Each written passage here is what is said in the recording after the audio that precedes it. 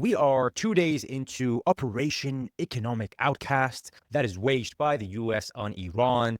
And it's safe to say that it is a nothing burger. Operation Economic Outcast is essentially the US applying sanctions not on Iran, but on countries that trade with Iran, such as China, Russia, and Pakistan, and many other countries around Iran. China has effectively said to the US that you have no authority to apply sanctions because this is not within international law, and we do not recognize your sanctions. We are focused on our interests, and so we will continue to trade with Iran based on our interests. And essentially, Russia has said the same thing to the US. The thing you need to ask is, when have sanctions actually worked without kinetic action to change the government or the attitudes of the government? The British applied sanctions on the Germans in 1914, which led to hundreds of thousands of deaths because of those, essentially an embargo, which limited food into Germany.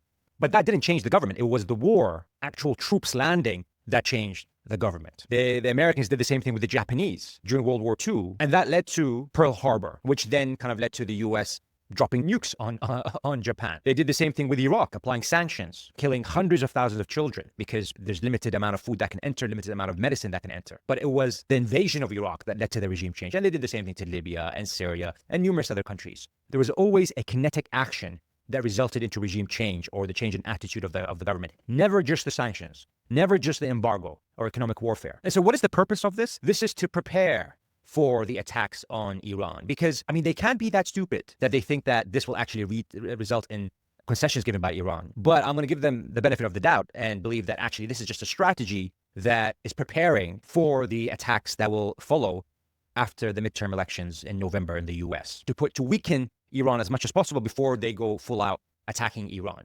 Because it has never worked by itself. And I know Trump doesn't like to read, but I'm assuming he has advisors around him that do read and that do understand history.